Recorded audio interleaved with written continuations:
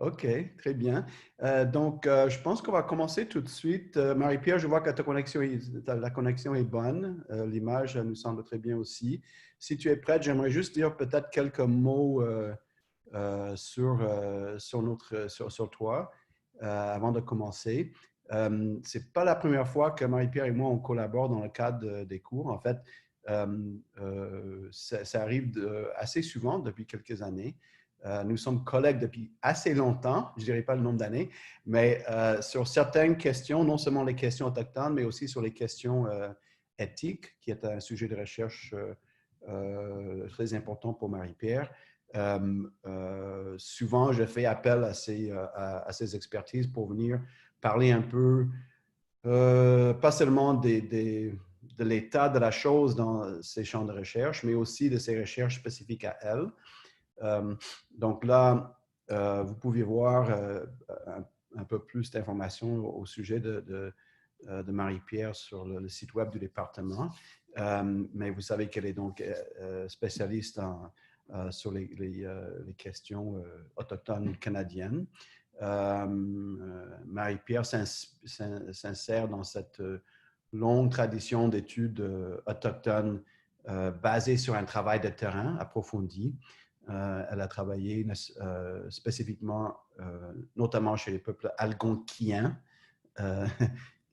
Et donc, mais une chose que je trouve très intéressante dans son parcours, son programme de recherche, c'est le fait qu'elle travaille autant sur les questions historiques que sur les questions du contemporain.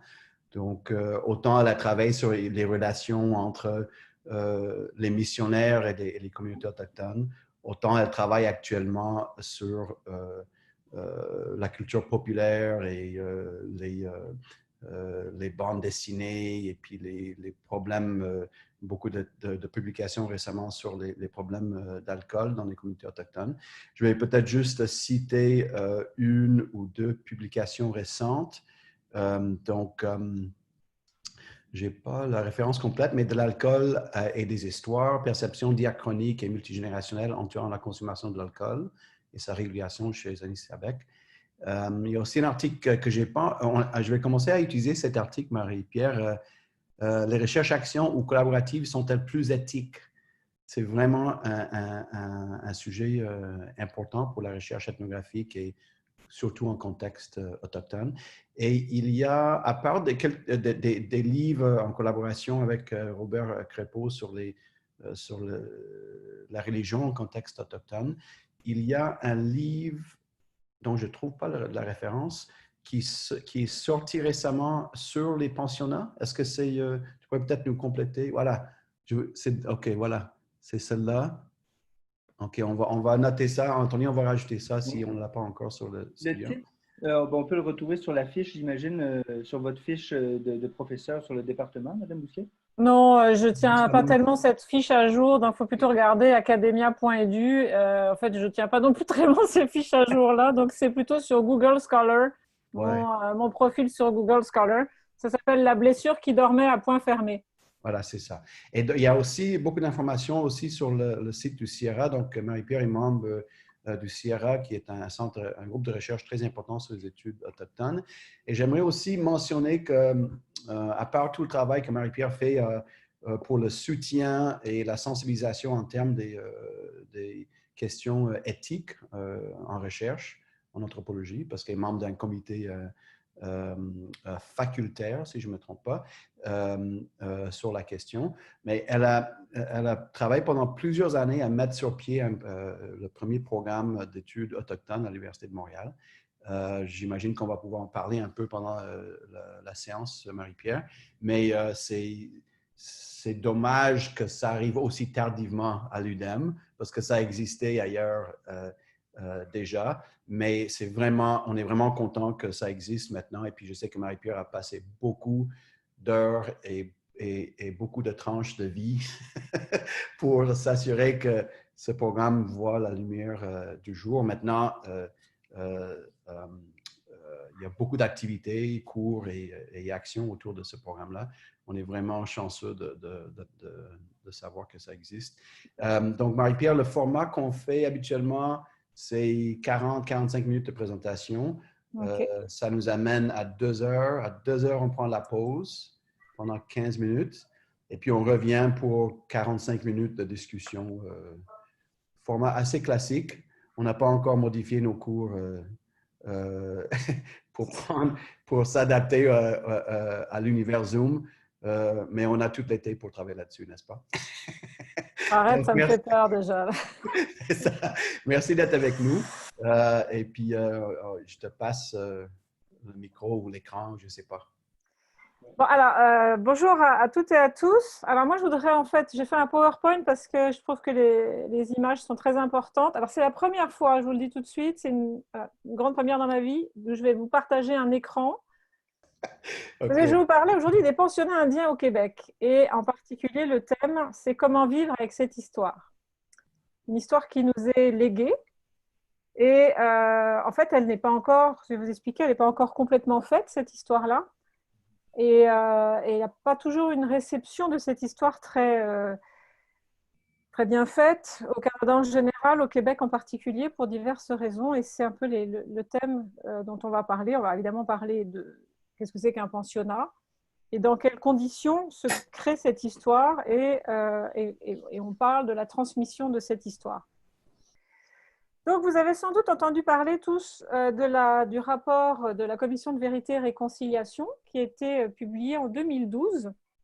Et ce rapport-là comprend des appels à l'action. Donc, ce n'est pas véritablement des recommandations, mais c'est des appels à l'action. Et il a la particularité de comprendre 27 fois le mot « histoire ». Si vous regardez dans le rapport et que vous faites une recherche dans le PDF, il comprend 27 fois le mot « histoire ». Et il y a une section particulièrement intéressante qui s'appelle la section commémoration. Anthony, il faut passer au deuxième truc. Mais moi, alors du coup, ça m'a fait... attends. Parce que du coup, moi, j'ai perdu mes notes parce que ça me prend tout mon écran. Parfait. Let's go. On reprend. Merci. Avec plaisir. Voilà. Alors, dans la section commémoration, il y a des appels, les appels 79 à 83, qui demandent au gouvernement fédéral d'établir un cadre de travail qui se rapporte à la réconciliation. Et c'est dit pour les besoins du patrimoine canadien. Donc c'est quelque chose de fort. Et dans ce cadre, la commission demande qu'il y ait notamment une journée nationale de la vérité et de la réconciliation, un monument national à Ottawa et des monuments dans chaque capitale du Canada. Alors, je ne sais pas si vous savez d'ailleurs s'il y a un monument de ce genre à Montréal, mais donc on en reparlera peut-être tout à l'heure. Qu'est-ce qui, à Montréal actuellement, parle des pensionnats dans l'espace public? En 2018, le gouvernement fédéral voulait déterminer en fait une date avec la collaboration des Autochtones, donc il y a 2 ans, et laisser décider aux provinces si oui ou non les provinces voulaient mettre en place cette journée-là. Alors, il a fallu essayer de trouver une date. Certains ont dit qu'il faudrait que ce soit le 21 juin. Ça a été une possibilité. Pourquoi? Parce que le 21 juin, c'est la journée nationale des Autochtones. Mais en même temps, ce n'est pas destiné à parler des pensionnats. Il y a eu une autre suggestion qui a été faite, qui a été la suggestion du 2 juin. Le 2 juin, c'est la remise du dépôt du rapport de la Commission de vérité et réconciliation. Et puis, vous avez le 30 septembre qui a été proposé également, le 30 septembre, ce qu'on appelle la journée du chandail orange. C'est en fait partie d'un événement de commémoration à la mission Saint-Joseph à Williams Lake en Colombie-Britannique en 2013, où il y a eu une dame, Phyllis Webstad, qui a raconté que quand elle était petite, dans le début des années 70, avant de partir au pensionnat, sa grand-mère lui avait acheté un beau chandail orange qu'elle allait pouvoir porter pendant son séjour au pensionnat. Elle était toute contente, c'était totalement la mode et tout ça. Et quand elle est arrivée au pensionnat, une des premières choses qu'on a fait, c'est de lui confisquer son chandail orange qu'elle n'a donc jamais pu mettre. Et ça a été un symbole terrible de dépossession pour son esprit d'enfant.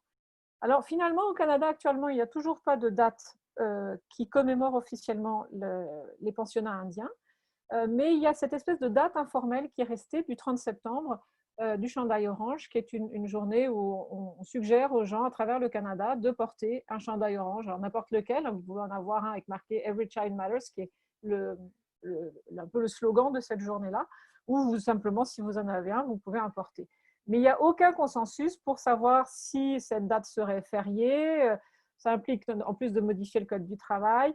Enfin, pour l'instant, il n'y a toujours rien qui a été décidé. C'est le seul événement annuel totalement informel qui reconnaît l'expérience des survivants et survivantes du pensionnat. Alors, qu'est-ce que c'est qu'un pensionnat autochtone? Très important de voir un peu ce que ça veut dire, parce que quand on parle de pensionnat autochtone, on ne parle que des pensionnats qui ont existé après la Confédération. Petit rappel d'histoire, la Confédération, c'est 1867, c'est l'acte de l'Amérique du Nord britannique. Donc, tous les pensionnats qui ont existé avant 1867 ne sont pas considérés par la Commission de vérité et réconciliation, ils ne sont pas considérés comme des pensionnats autochtones selon les définitions du fédéral. Également, pour avoir été dans un pensionnat autochtone, il faut, donc c'est vraiment des pensionnats qui sont reconnus par ce qu'on appelle la Convention de règlement relative aux pensionnats indiens, et là, qu'on appelle aussi CRPI. Et la CRPI, elle comprend 5 volets. La Commission de vérité et réconciliation est un des 5 volets. Également, il faut savoir que les enfants qui rentraient le soir chez eux dans leurs foyers familiaux, même en ayant fréquenté au pensionnat, ne sont pas considérés comme étant allés dans un pensionnat. Ils sont considérés en fait comme ayant été dans des externats indiens fédéraux. Et ça n'est que depuis août 2019 que ces personnes-là peuvent avoir recours à un règlement de recours collectif national qui a été approuvé par la Cour fédérale pour être considéré comme non comme un ancien des pensionnats, mais comme un ancien des externats indiens fédéraux. Alors, tout ça nous laisse avec quelques dates pour voir un peu comment ça a fonctionné. Ça a été en fait une suite d'événements qui ont conduit à parler de la Commission Vérité et Réconciliation. J'aurai peut-être l'occasion de vous en parler après. Tout a commencé en fait avec des dénonciations officielles de personnages publics autochtones, et également après ça l'établissement de la Fondation autochtone de guérison et la menace en fait d'un recours collectif national et qui aurait pu coûter extrêmement cher au gouvernement fédéral. Et devant cette menace de demande de recours collectif national, le gouvernement fédéral, qui était à l'époque, le Premier ministre était Harper, a décidé de créer la Commission Vérité et Réconciliation pour un peu calmer les esprits. Les travaux de la Commission Vérité et Réconciliation devaient durer jusqu'à 2012. C'est pour ça qu'il y a eu un premier gros rapport publié à ce moment-là. Ils ont en fait terminé en 2015. Et donc, il y a eu beaucoup de documents qui sont sortis. On n'a pas fini d'ailleurs, c'est vraiment des gros pavés qui ont été écrits. La question qu'on peut se poser, c'est que donc les demandes qui sont faites par la Commission de vérité et réconciliation, c'est de transmettre une histoire. Mais comment produire cette histoire? À partir de quelle mémoire? Une histoire est produite souvent à partir de documents, mais aussi à partir des mémoires. Et à partir de quelle mémoire il faut produire cette histoire? Vous avez la mémoire des survivants des pensionnats, vous avez la mémoire des missionnaires, vous avez la mémoire des agents agents des affaires indiennes, qu'on appelle aussi agents indiens. Et de quoi est-ce qu'il faut se souvenir? Parce que qu'est-ce qu'il faudra transmettre finalement? Il y a forcément plusieurs versions qui vont être en confrontation, qui sont déjà en confrontation. Et de quoi il va falloir que les nouvelles générations qui n'ont rien connu de ces pensionnats se souviennent? La première question qu'on est amené à se poser, c'est comment est-ce qu'on peut transmettre aux nouvelles générations le souvenir d'événements qui leur sont forcément lointains et qui sont fondamentalement empreints de souffrance. C'est la première chose qu'on a entendue de ces mémoires-là, c'est la souffrance. Est-ce qu'il faut aussi transmettre les traumas? Et comment, si on le fait, on va transmettre les traumas des acteurs de ces événements? Petit récapitulatif rapide, c'est qu'il y a eu plusieurs livres qui ont mené à ce qu'on parle de ça. Pas trop vite parce qu'on arrive là-dessus. Donc, vous pouvez voir d'ailleurs à quoi ressemblait le pensionnat d'Amos en 2007. C'est un pensionnat qui n'existe plus du tout maintenant. C'était le reste d'un grand bâtiment. Et ça a été complètement rasé pour faire place à des maisons super modernes. C'est un terrain privé, en fait. Donc, il n'y a plus du tout de traces de ce pensionnat. C'est ce que j'ai vu en 2007. Actuellement, vous verrez des maisons toutes propres avec des voitures devant et puis tout ce qu'il faut. Ces pensionnats, donc c'est des pensionnats qui ont existé à partir des années 1880. C'est un modèle assez général qui a été fait. Il y a eu officiellement 139 pensionnats au Canada avec 150 000 enfants qui y sont allés. Et c'est un objectif d'assimilation. Donc, comment transmettre cette histoire-là? Bon, alors, on a eu en fait en 1988 un livre de Basil Johnston, qui est un écrivain ojibwé, tout à fait remarquable, je vous conseille. Il a écrit notamment Indian School Days, où il raconte son séjour à la Spanish Indian Residential School. Et il a raconté ça sur le mode de la nostalgie, les petits mauvais coups, ce qui leur faisait plaisir, la complicité qu'il pouvait y avoir entre enfants, ou l'absence de complicité d'ailleurs. Et donc sur un mode très personnel. Donc c'est un des premiers récits officiels qu'on a eu sur un mode personnel qui a été connu, parce qu'il y en a eu d'autres avant. Mais là, Basil Johnston étant quand même assez célèbre, ça a eu un assez fort retentissement. Phil Fontaine, qui est devenu plus tard le grand chef de l'Assemblée des Premières Nations du Canada, avait révélé en 1990, alors qu'il était quand même chef régional du Manitoba, il avait révélé en 1990 avoir été victime d'abus sexuels dans un pensionnat autochtone, ce qui avait été un coup de tonnerre dans les milieux autochtones, parce qu'il avait osé le dire publiquement à un journaliste devant un micro.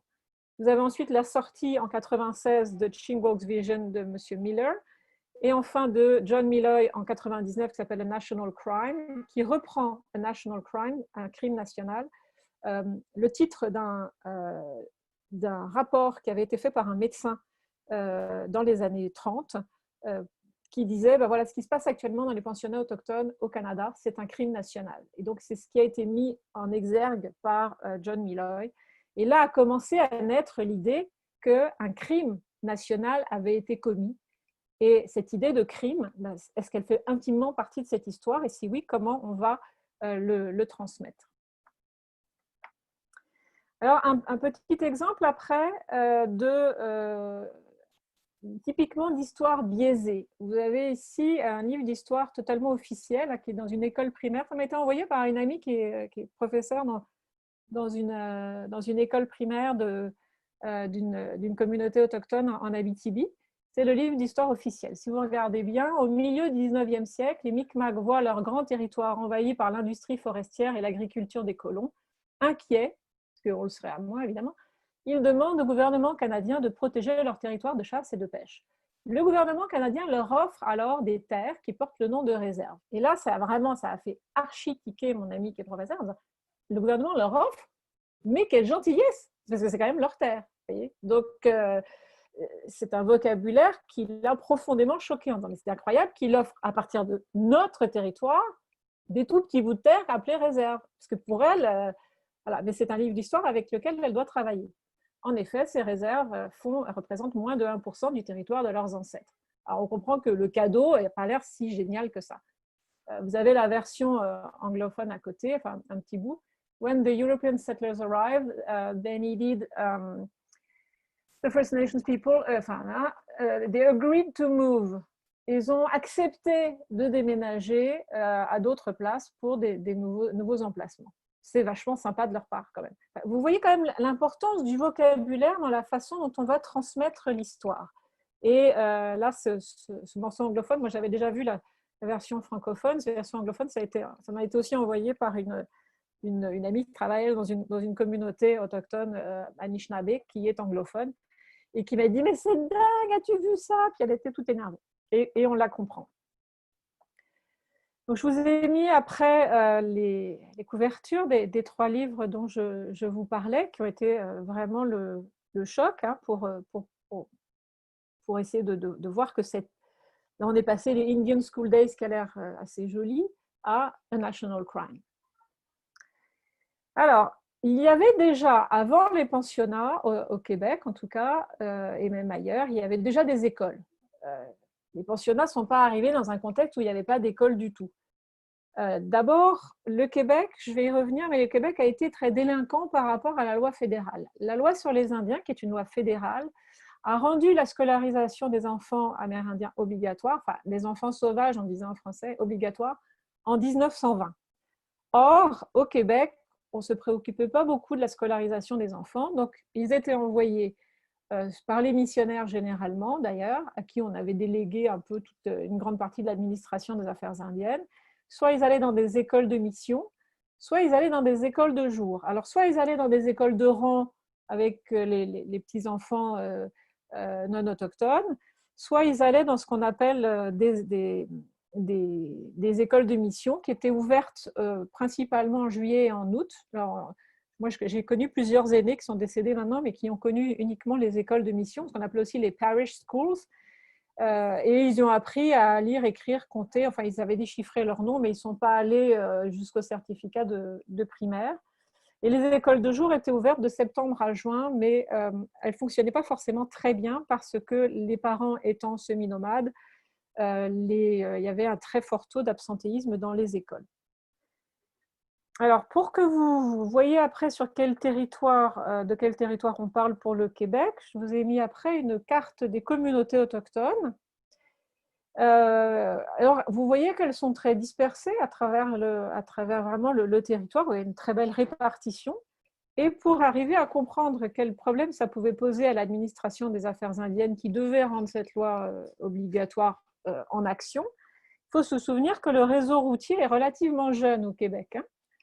Alors moi, je vais vous prendre des exemples que je connais bien. L'exemple de la route 117, la 117 qui traverse tout le parc de la Vérandrie, qui sera en Abitibi.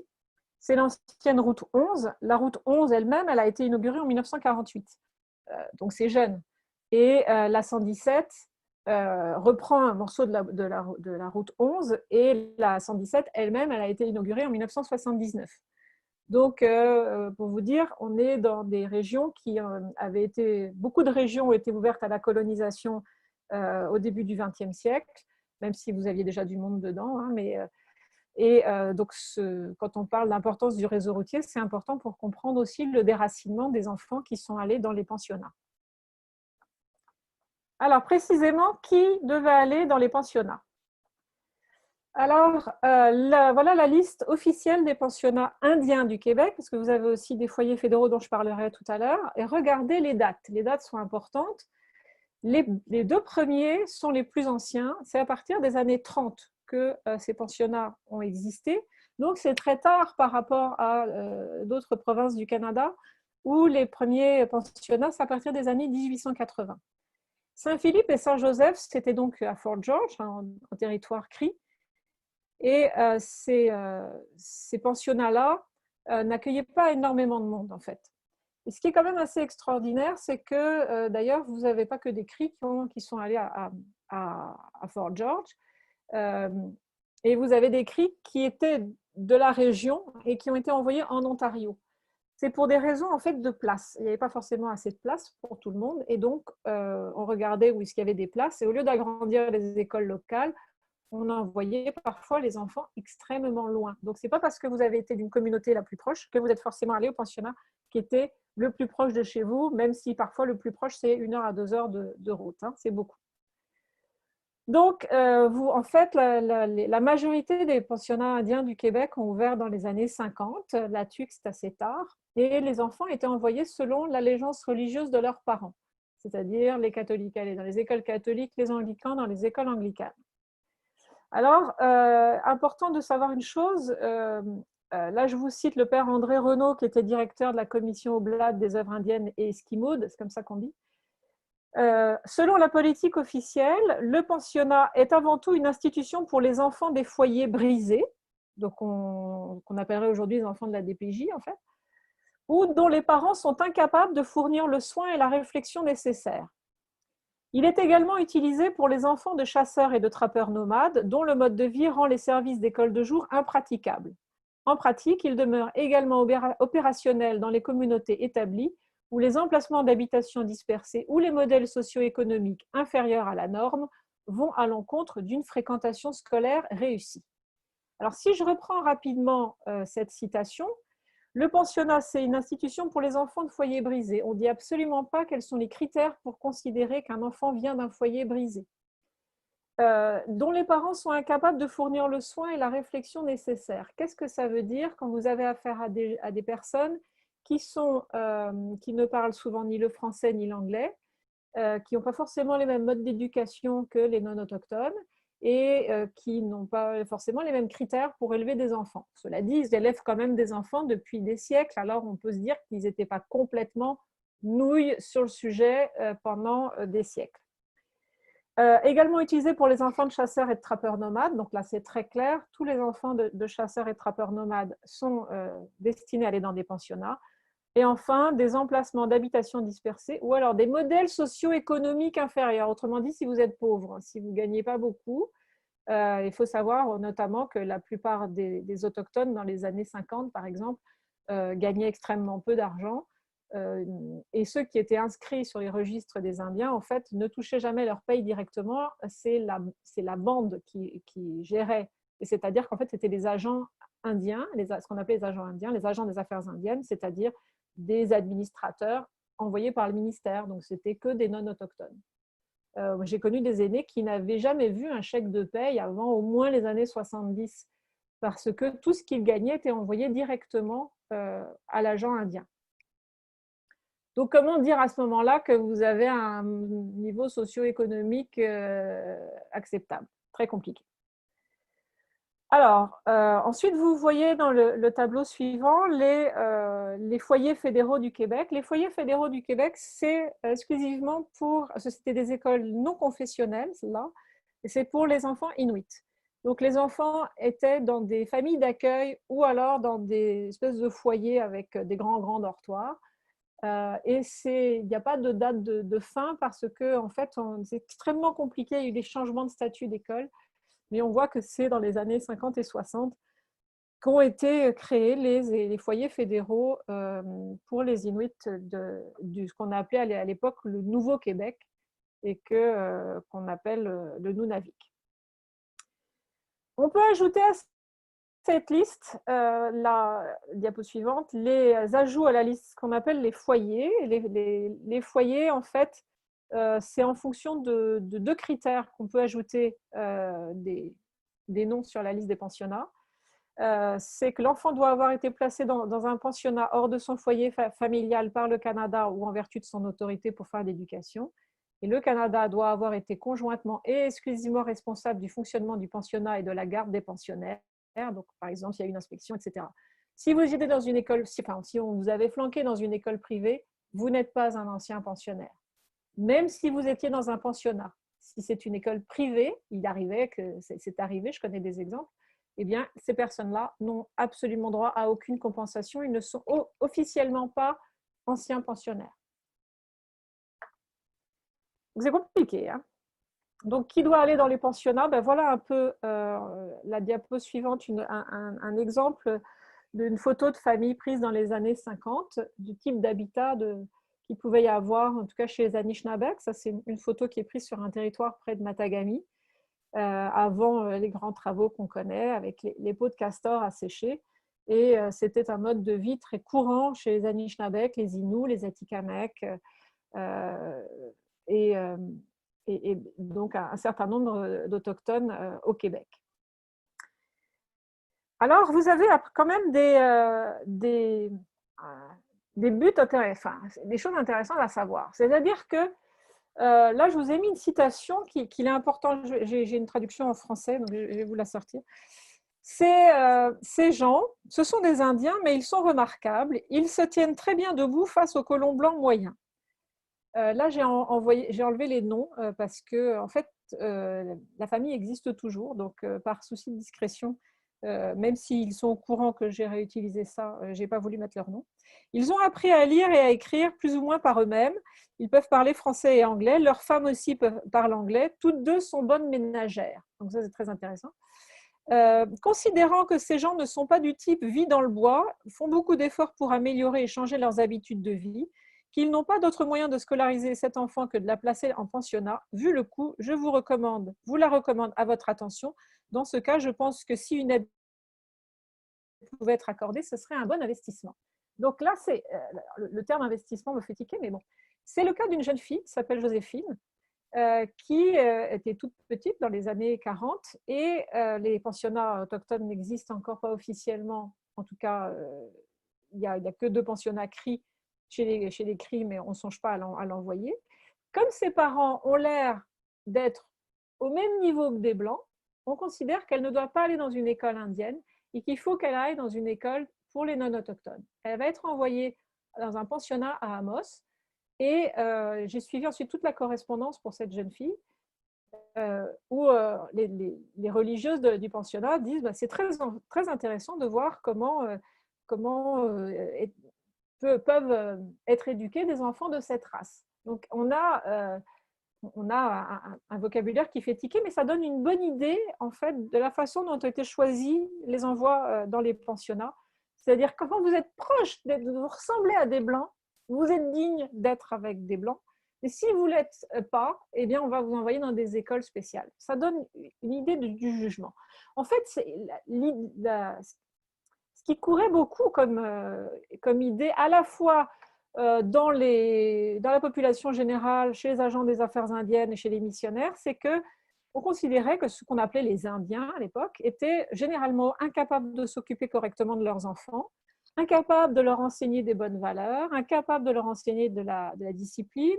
On les considérait comme négligents, comme irréfléchis. Et en fait, l'idée, c'était que le pensionnat devait les soustraire aux mauvaises influences des parents pour en faire pratiquement des Blancs, en fait, pour essayer de les transformer. On est là dans l'idée qu'il faut façonner le sujet colonial. On va incorporer ces personnes dans un monde de biens et de signes. On va essayer d'enlever toutes leurs mauvaises habitudes et leurs mauvaises influences jusque dans leurs apparences. On verra après des photos, mais jusque dans les plus petites habitudes du quotidien, il faut façonner ces enfants pour qu'ils quittent le monde de leurs parents. Et c'est ça le but du pensionnat.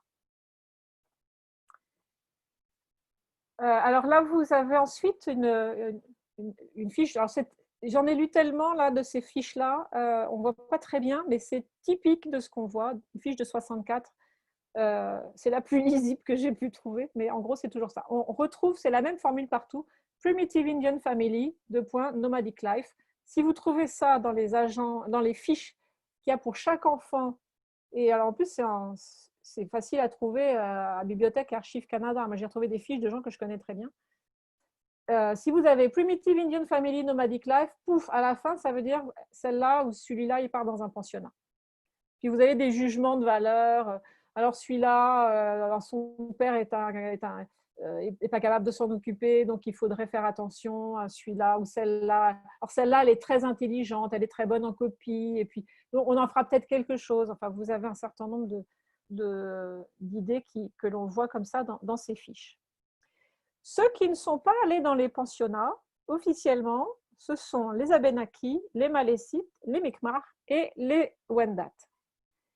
Mais ce qui est quand même curieux, c'est que donc, officiellement, ils ne sont pas censés être allés dans les pensionnats, notamment parce qu'on considérait que comme ils avaient des communautés sédentaires déjà, depuis longtemps, bien installées, on considérait qu'ils ne vivaient plus totalement de façon semi-nomade, donc ils n'avaient pas à y aller. Sauf que si vous regardez au pensionnat de cette île, vous avez des enfants de Berzimis, comme il y a eu Betsiamit, Mingan, Natashquan, blablabla, et à la fin, Bécancour. Et Bécancour, c'est Wolinak. Hein, Bécancour, c'est le nom non autochtone de Wolinak, qui est une communauté abénakise. Pareil pour les pensionnats de Pointe-Bleue, vous avez des enfants de Pointe-Bleue qui correspondent à Mashtoyat, Sandor, Betzamit, Maniwaki, cette île, et l'ancienne Lorette. L'ancienne Lorette, c'est la communauté de Wendake, donc c'est des Wendat. Donc en fait, ils n'étaient pas censés y aller, mais il y a quand même certains qui y sont allés. Et ça, ça fait partie. Alors, est-ce que ce sont des enfants qui étaient censés être de foyers brisés?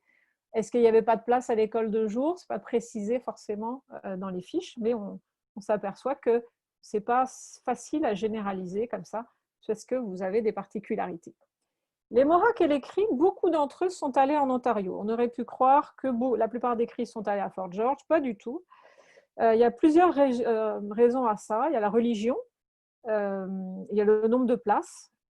Et ensuite, alors en fait, beaucoup de Cris du Québec, on appelle aussi les Ayouches, leur vrai nom c'est Ayouches, sont allés à Albany, à Chapleau, au pensionnat de St. John's, à Moose Factory et à Sault Ste. Marie. Je ne sais pas si vous savez où est Sault Ste. Marie, par juste curiosité, si vous allez regarder sur une carte. C'est à la frontière entre l'Ontario et le Michigan. Et vous regardez ensuite une carte et vous regardez où se trouvent les communautés Cri en baie James.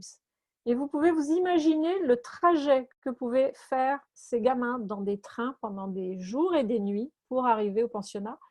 Autrement dit, il faut se mettre à la place d'un enfant de 6-7 ans qui part, il ne sait pas très bien pourquoi.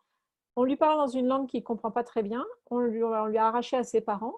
Il passe des heures et des nuits dans ces trains et il a l'impression d'arriver sur la planète Mars, littéralement. Enfin, c'est le bout du monde. C'est énorme. Et ça veut dire qu'il ne peut pas rentrer chez lui et il ne pourra sans doute pas voir ses parents avant des mois et des mois, mais sauf qu'on ne lui dit pas en plus, parce qu'à l'époque, on n'expliquait pas aux enfants les choses.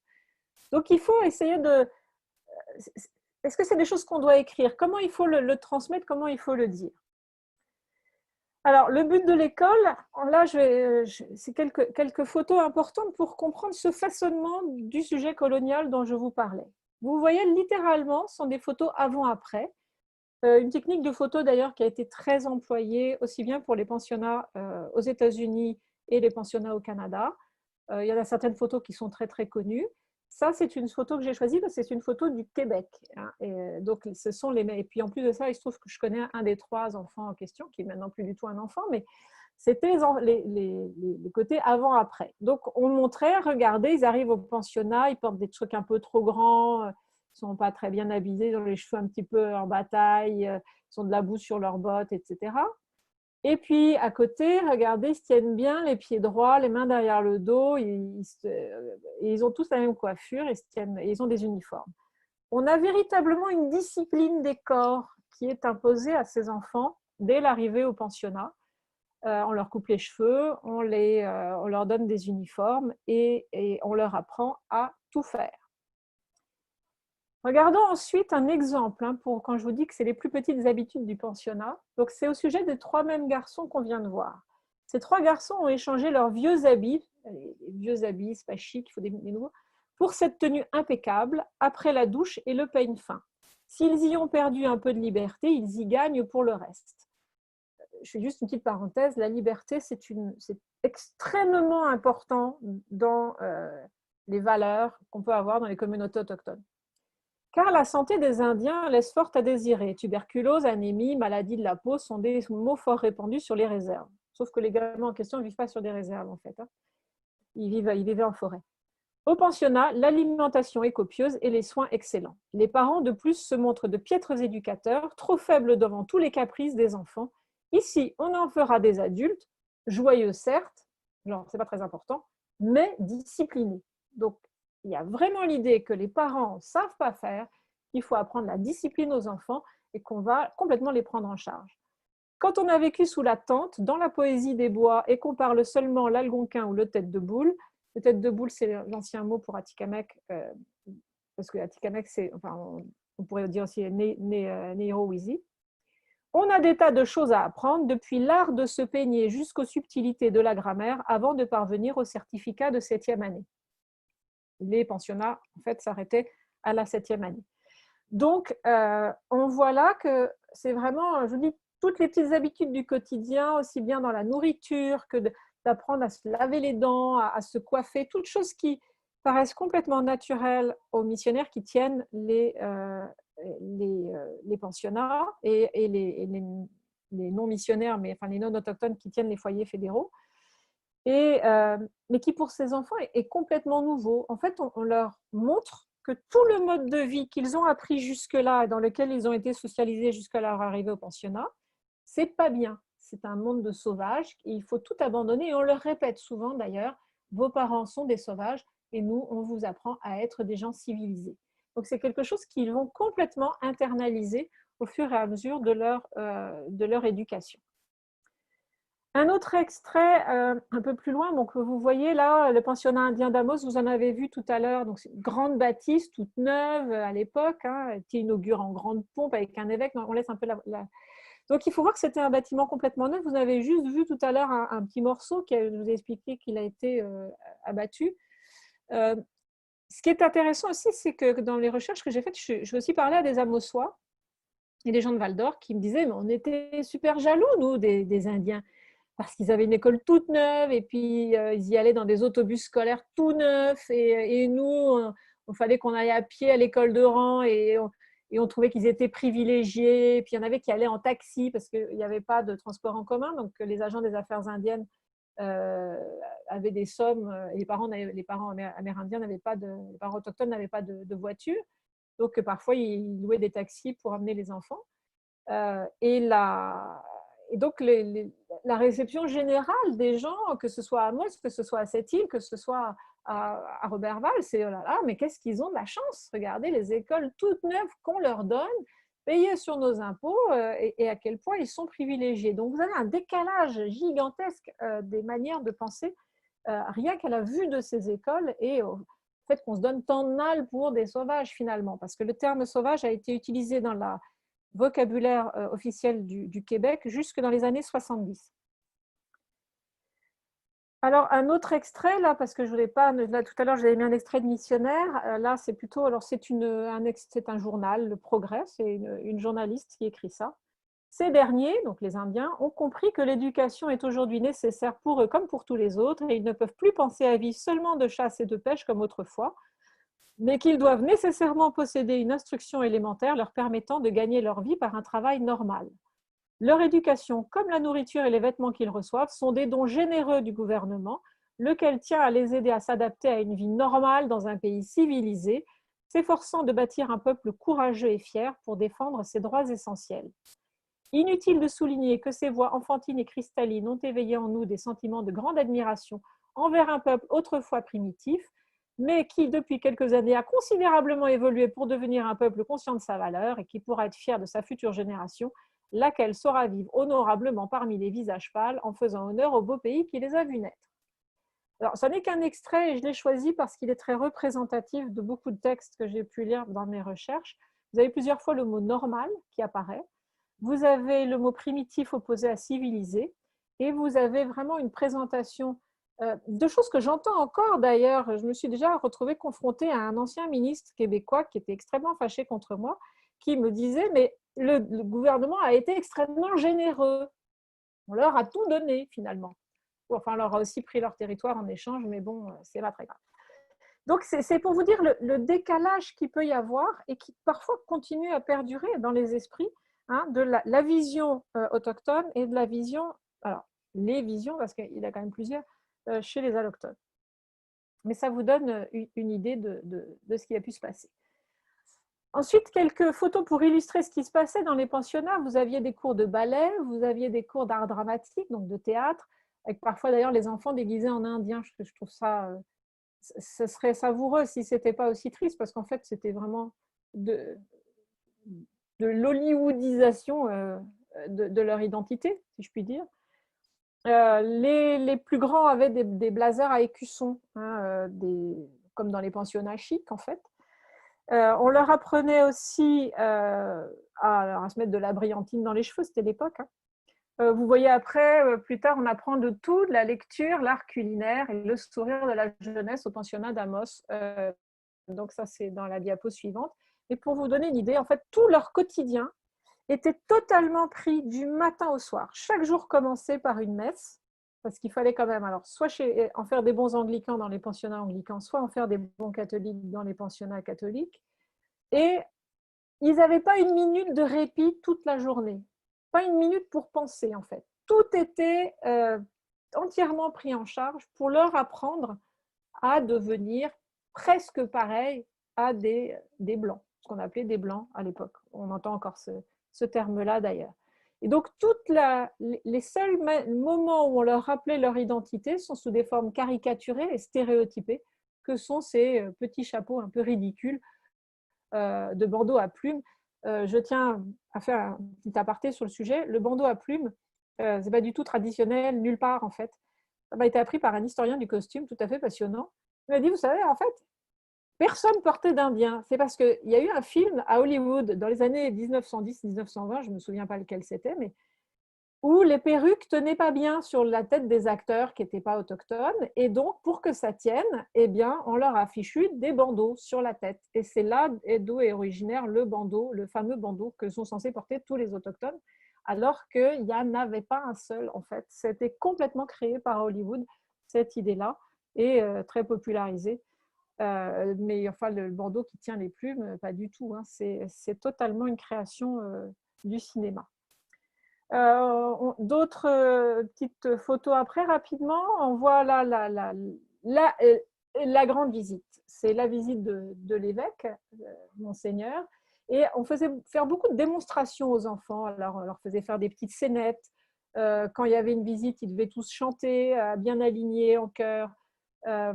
Et les moments véritablement agréables dont les enfants, enfin, les enfants d'aujourd'hui, qui sont donc des personnes qui arrivent à être l'âge de grands-parents et d'arrière-grands-parents, c'est alors le sport. Là, vraiment, c'était le moment du défoulement. Et le hockey, c'est à peu près un des rares très, très bons souvenirs qu'a tout le monde.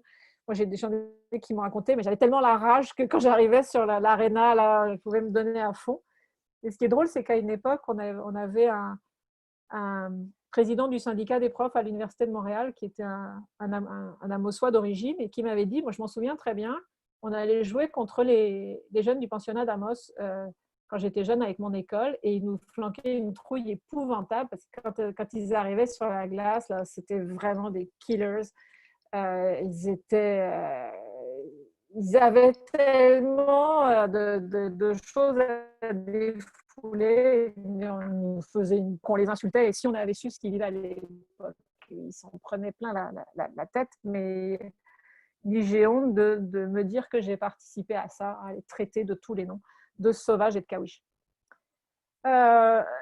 Ensuite, évidemment, parce que je ne pouvais pas manquer ça, une petite photo, enfin des petites photos typiques du fait qu'on leur apprend à être aussi des bons chrétiens. Donc, vous avez des mises en scène. Alors, en bas à gauche, c'est le jour des missions, parce qu'on leur apprenait qu'il y a plus pauvres qu'eux, les petits Africains. Donc, il fallait aussi les entraîner à faire des récoltes de dons pour les petits Africains, ce que je trouve absolument incroyable. Moi, j'ai beaucoup d'anciens chefs qui me racontaient qu'on ne comprenait pas pourquoi à la messe le dimanche, souvent il y avait des quêtes pour les petits Africains. On ne savait même pas où était l'Afrique. On ne savait pas pourquoi on faisait des quêtes pour eux, mais en tout cas, on ramassait de l'argent pour les petits Africains qui, a priori, mouraient tous de faim. Et les Chinois, les Chinois, moins. J'ai aussi des photos de quêtes pour les petits Chinois, mais les petits Chinois, ils n'étaient pas catholiques. Alors, bon, en Afrique, il y avait beaucoup de missions. Après, là. On arrive à 2h. Ouais. J'ai presque terminé. Donc, on voyait là aussi un très bon souvenir en bas. Je ne sais pas si vous le voyez en bas. Là, c'est Béliveau, il me semble. Enfin, en tout cas, c'est un joueur de hockey très connu. Je suis complètement nulle là-dedans, mais je crois que c'est Béliveau. Et vous avez aussi enfin la visite de l'évêque où on voit totalement à la dernière photo cette mise en scène des corps où les enfants sont à genoux et derrière debout triomphants. Enfin, je veux dire, si on avait une analyse de photos à faire, on a véritablement une discipline coloniale qui est très très bien représentée sur cette photo. À côté de l'évêque, à droite, il y a un monsieur qui a l'air pas sympa, un peu chauve avec des lunettes, c'est l'agent des affaires indiennes. Vous avez les gardes malades, les infirmières. Vous avez un certain nombre de prêtres. Et vous avez les enfants devant, vraiment au plus petit rang, à genoux. Je trouve que c'est une photo qui illustre très, très bien ce qui se passe. Alors, ensuite, j'arrive à mes dernières photos. Août 2013, un feu sacré. Je reviens à ma question de départ. Comment est-ce qu'on écrit cette histoire? Comment la transmettons? Comment on arrive à vivre avec elle? La première chose, c'est que déjà, ce n'est pas facile pour les survivants de vivre avec leur propre histoire. Attends, on arrive après à ça. C'est-à-dire qu'ils ont déjà vécu de la souffrance et ils n'en ont pas parlé tout de suite. C'est-à-dire que pendant très longtemps, ça a été un sujet extrêmement tabou. Ça allait encore pas mal, mais c'est vraiment à partir de la commission de vérité et réconciliation qu'il peut y avoir un début de commencement de libération de la parole. Et donc, les premières cérémonies commémoratives n'étaient pas destinées dans les communautés aux non-autochtones. C'est d'abord destiné aux autochtones, à ceux qui ont vécu ça, à faire comprendre parfois simplement à ses enfants et à ses petits-enfants ce par quoi on est passé parce qu'on n'en a jamais parlé. Donc déjà, il y a ce besoin de faire sortir ces paroles-là avant même de créer une histoire. Ensuite, on a envie de rendre justice à la souffrance qu'il y a derrière les pensionnats. Il y a des enjeux mémoriels qu'il faut régler. Il y a aussi on peut se dire qu'il y a un risque de dérive vers une histoire essentiellement accusatrice et victimaire. On sait que l'histoire nationale, ça participe à la construction de l'identité d'un peuple. Mais ici, de quel peuple parle-t-on? Est-ce qu'on parle, et puis de quelle histoire nationale? Est-ce qu'on parle de l'histoire nationale canadienne? C'est très compliqué de faire une histoire nationale canadienne. Est-ce qu'on parle d'une histoire nationale québécoise? Est-ce qu'on parle d'une histoire nationale autochtone? Et quelle place cette histoire nationale autochtone va avoir dans l'histoire québécoise ou dans l'histoire canadienne? Rien que se décider pour savoir si on fête Victoria ou si on fête la Journée des Patriotes, c'est déjà compliqué au Québec. Alors, quelle place vont avoir les Autochtones là-dedans? Est-ce qu'eux-mêmes, ils ont une place? On se dispute parfois parce que moi, j'étais frappée de voir qu'en anglais, on ne parle pas des Patriotes, on dit les rebelles, the Rebels Day. Donc, il y a déjà une distorsion entre les deux solitudes françaises et anglaises. Où est-ce qu'on met les Autochtones là-dedans? Quelle place ils peuvent avoir là-dedans? Est-ce que, et c'est parfois d'autant plus compliqué de recevoir une mémoire autochtone au Québec qu'il y a l'idée qu'il y a, en tout cas chez un certain nombre de Canadiens français, j'emploie le terme de face, et pas québécois, parce que je pense aussi aux Françaisquois et aux autres, c'est qu'il y a déjà une revendication d'un statut de victime face aux anglophones. Donc, c'est difficile de recevoir aussi, de ne pas tomber dans la compétition de j'ai plus souffert que tu as souffert. Il n'y a pas d'échelle de la souffrance. Comment vous allez pouvoir décider qu'il y en a un qui a plus souffert qu'un autre? Globalement, moi, je vais vous dire, de mon point de vue, je m'en fous. C'est-à-dire, ce qui est important, c'est quoi? C'est qu'à ce moment-là, je ne parle pas de toi. Je parle des Autochtones, je parle de leur mémoire à eux, je parle de leur souffrance à eux. Et il n'est pas question de savoir si tu as plus ou si tu as moins souffert. C'est simplement la reconnaître et ne pas essayer de la chiffrer. Non. Comment vous arrivez à mettre sur un pourcentage je souffre ou je ne souffre pas? C'est juste impossible à faire. Et puis ce serait, à mon avis, alors, complètement passé à côté de la traque. Et après ça, il y a un autre problème, c'est que, est-on descendant d'une victime quand on est soi-même autochtone? Et est-on descendant de bourreaux si on est non autochtone? Est-ce qu'on va recevoir ce statut-là sans avoir absolument rien fait pour ça? Est-ce qu'on hérite d'un statut dont on n'est pas du tout responsable? Je ne saurais pas vous dire le nombre d'étudiants qui ont pu me dire, après des cours dans la mineure en études autochtones, combien ils se sentaient honteux, combien ils se sentaient coupables. Mais ils n'ont rien fait. Je veux dire, ils sont arrivés sur Terre et on leur a légué ça.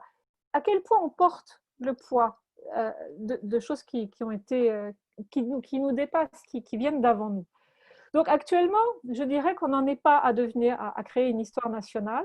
On en est déjà à faire un agrégat de mémoire personnelle pour qu'on en arrive à une mémoire collective autochtone. Et avec cette mémoire collective autochtone, on va pouvoir arriver à faire une histoire. Mais c'est encore récent, c'est encore douloureux et vous allez avoir encore beaucoup de disputes. Juste la diapo après, c'est l'avant-dernière, je vous rassure. Voilà. Là, vous avez deux types de stèles commémoratives. Une qui est à Saint-Marc-de-Figry, donc à côté de l'emplacement de l'ancien pensionnat d'Amos, là où il y a les belles maisons dont je vous ai parlé.